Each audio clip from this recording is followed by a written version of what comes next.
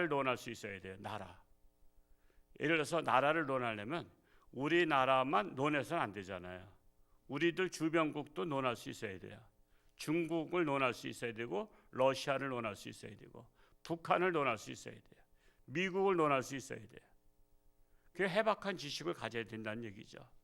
근데 학생들이 나라를 논할 수 있는 그런 뒷받침이 돼 있나요? 우리나라 역사도 잘 모르는데 세계 역사를 어떻게 알고서 비교하면서 논할 수가 있어요. 경제를 논할 수 있어야 돼요. 경제. 지금 일본 경제가 우리나라보다 지금 이제는 뒤떨어지기 시작하죠. 지금 일본이 우리보다 한 10배 잘 사는데 지금은 그렇지 않아요. 국민들은 우리나라가 더 잘 살아요.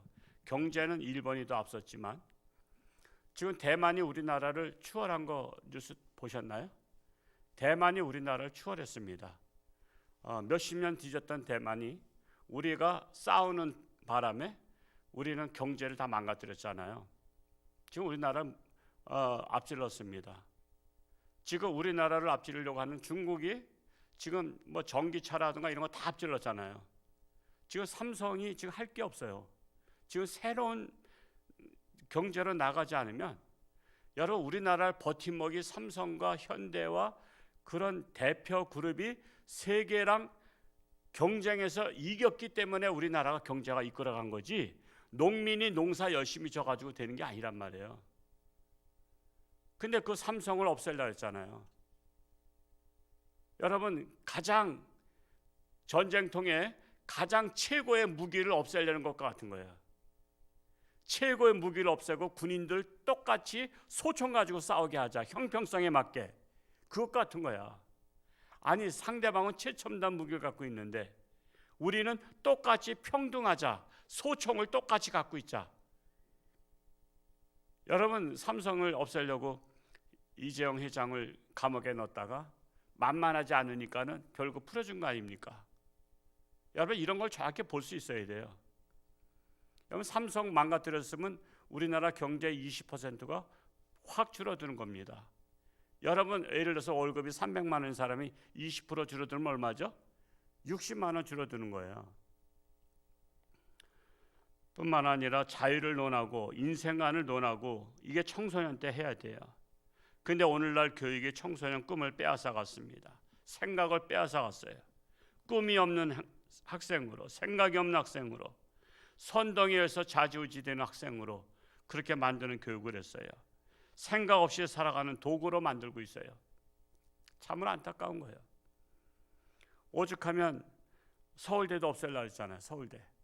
서울대를 그냥 없앱니다 이렇게 말하면 반발하니까 세종시로 이전, 그 지난 정권에서 이전시켜야죠. 그러니까 지방대 만들려고 한 거예요. 여러분 이런 것들이 현실적으로 우리나라에 일어나고 있었던 사건들입니다. 왜 서울대를 없애려고 하느냐? 너무 학생들한테 그 편차를 만든다 이거야. 열심히 공부하는 애들은 너무 대접받고, 그러니까 똑같이 못하는 학생들로 만들자 이거야. 교육 목표가 더 잘하는 게 목표가 아니라 못하는 학생들 중심으로 똑같이 평등하게 만들자. 이게 바로 무슨 사상이에요? 공산주의 사상. 똑같이 사는 세상. 근데 공산주의도 지도부는 그렇게 안 해요. 여러분 김정은이가 똑같이 못 먹고 못 사는 세상 살아요? 자기 혼자는 다 잘 먹고 잘 살잖아. 그게 공산주의의 허구입니다. 참으로 서울대를 없애려고 할 때 정말 기가 막히더라고요. 저는 그런 걸 다 관심 있게 보잖아요. 야, 어떻게 서울대를 세종시다 해서 지방대를 만들려고 하는가? 참으로 더 좋은 학교를 만들어야, 더 좋은 학교. 서울대보다 더 좋은 하버드를 능가하는 학교를 세울 생각을 해야지. 정말 청소년들한테 우리는 교회니까 먼저 신앙교육을 잘 시켜야 돼요.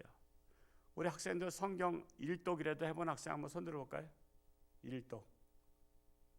성경 우리 학생들이 뭐 공부하는 게 전문이니까 우리 성경 최소한도 일독 정도는 해봐야 돼요. 성경에 도대체 어떤 내용이 있는지는 알아야 될 거 아니야. 신앙생활 하면서 그냥 떠먹여주는 것만 먹지 말고 그냥 내가 스스로 성경을 보는 거예요. 저도 청소년 때 성경 일독했어요. 그냥 최소한도 더도 말고 일독은 할 수 있는 학생. 그리고 성경에서 리스트를 뽑아내는 거야. 내가 명심해야 될 말씀들. 그런 거를 뽑아서 요즘에 뭐 그냥 출력 잘 되잖아요. 내 책상 앞에다 딱 붙여놓는 거야. 매달 5월 달에 나에게 명심해야 될 하나님 말씀. 그래서 딱 붙여놓고. 그래서 신앙서적을 또 읽게 해야 돼요. 뭐 성경도 안 읽는데 신앙서적 읽겠어요? 그러나 제가 원칙을 말하는 거예요. 성경은 1독 이상 하라. 신앙서적을 많이 읽혀라. 그리고 또한 위인전을 많이 읽혀라. 그리고 고전을 많이 읽혀라. 역사서를 많이 읽혀라. 그런 다음에 철학서적까지도 할 수 있으면 읽어라. 제가 그런 것들을 제가 고전을 좋아했고 위인전을 좋아했기 때문에 제가 위인전을 한 300권 이상은 읽었어요. 위인전을 읽으면요 꿈이 생겨요. 그리고 가슴이 뛰어요. 야, 이 사람들이 이 역경을 딛고 이렇게 세계 최고가 됐구나. 우리 학생들한테 위인전 같은 것들을 선물해 주세요. 요즘 그 도서관에 다 있어요. 그건 도서관에 가서 보게 해요. 위인전 같은 건요 재밌게 써져 있기 때문에 그냥 하루에 한 권 읽을 수 있어요. 얼마든지. 학생이 전문이 뭐죠? 공부잖아요. 공부. 그런 것들을 우리가 신앙교육을 시켜야 됩니다. 그래서 꿈을 갖게 만들어야 돼요. 정말 이렇게 신앙교육과 신앙서적, 위인전, 역사서, 사상집, 고전, 철학서적 이런 것을 읽는 학생들이 희망이 있어요. 왜? 생각이 있기 때문에. 생각. 이 시대의 생각을 없애는 교육을 하고 있는 이 때에 꿈이 없으면요 정신이 죽은 것 같아요. 제가 누차 얘기하죠. 우리 인간은 3대 요소로 구성되어 있어요. 육신, 우리가 육신이 살아서 이렇게 살고 있는 거예요. 근데 정신이 살아 있어야 그 사람의 인생의 가치관을 실현할 수 있어요. 근데 정신이 살아있는 학생이 살아있는 사람이 별로 없어. 대개가 정신 상태가 죽었어. 정신 상태가. 정신 나갔다 그러잖아요. 정신 나갔다. 넌 도대체 정신이 있냐 없냐 그러잖아요. 정신 나간 사람 같으라고 그러잖아요. 그러니까 술 취한 사람들 정신 나간 사람들 아니에요. 그러니까 우리나라 정신 나간 사람들이 법을 만들어서 어제 그저께인가 뉴스에 보니까 우리나라 음주운전 사고의 90%를 다 봐줬대요. 사망 사건이 있어도 90% 이상을 정상 참작해서 심신미약으로 해서 그리고 제가 잘못했습니다. 그러면 잘못을 회개하는구나. 그리고 봐줬대. 여러분 남의 집 자식을 죽이고 남편을 죽이고 부모를 죽인 그런 사람이 잘못했다 한마디에 그냥 풀어주는 거야. 집행유예로.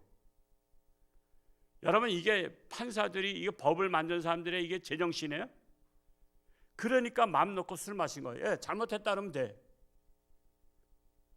근데 왜 남의 도둑질한 건 잘못했다 그래도 왜 깜빵 보내? 술 취해서 남 죽인 것은 잘못했다 그러면 풀어주고 왜 도둑질한 건 잘못했다 그래도 깜빵 보내냐 말이야. 이거 형평에도 맞지 않는 거야. 남의 가족을 죽여버린 그 불행을 빠뜨린 그래서 술 취한 사람들은 정신 나간 사람들이에요. 정신이 없기 때문에 술 취하지. 어떻게 술 취해가지고 운전을 합니까? 그래서 우리나라가 가장 음주운전이 최고 많아. 왜? 벌이 없으니까. 심신미약이다 그러면 다 봐주니까. 그러니까 맘 놓고 술 마시는 거야. 정말 여러분의 가정에 술 취한 사람이 있다면 제발 정신 차리라고 하시기 바랍니다. 그거 정신 나간 사람이에요. 뿐만 아니라 영혼이 살아있어야 되잖아요. 우리 영혼이 그냥 이 세 가지가 살아있어야 사람 굿이라는 거예요. 육신이 살아있고 정신이 살아있고 영혼이 살아있어야 돼. 근데 지금 우리 한국 교육은 정신을 죽이는 교육을 지금까지 해왔어. 정신을 죽여. 그래서 공부를 안 해. 책을 안 봐. 그래서 그 유명한 책방들이 다 없어졌어. 서울의 종로에 가면 옛날에 저 청소년 때는요, 어서 만나자 그러면 다방서 만나는 게 아니라 종로 서적에서 만나자 그래서 종로 서적에서 만나서 책 보면서, 그때는 뭐 스마트폰도 없고 그냥 시계 하나 약속한 거 아니야. 그러면 가서 책 보면서 이렇게 있다 보면, 나 2층에서 만나잖아. 2층에 신앙 서적이 있어서 거기서 책 보면서 있다 보면은 어깨 탁 쳐, 야 나 왔다, 그러면서 만났다고. 서점에서 만나는 게 통상적인 일이었어, 만남에. 근데 지금 학생들이 만나자 하면 서점에서 만나는 학생 아마 있으면 아마 시기종일 거야. 서점에서 만나는 학생 있나요? 공원에서 만나거나 어디 뭐 먹는 집에서 만나지. 그러니까 벌써 세대 차이가 나는 거야. 지금 이런 생각이 없는 사람들이 이 나라의 지도자가 되면 어떻게 되겠어요? 그러니까 아무 생각 없는 나라 만들죠. 그래서 여러분 생각해 봐야 돼요. 제가 누차 얘기하지만 우리나라는 100년 이내에 없어질 나라라는 거. 자식 안 낳죠. 자식 안 낳지, 결혼 안 하지. 그런데 인구는 필요하지. 그래서 중국인들이 들어오고 조선족이 들어오고 동남아에서 들어오고 아프리카에서 들어와서 그 사람들이 우리나라를 이끌어가는 나라가 돼요. 대한민국 국민은 희귀족이 됩니다. 희귀족. 발견하기 어려울 정도가 돼요. 그러면 이제 어떤 나라 돼요?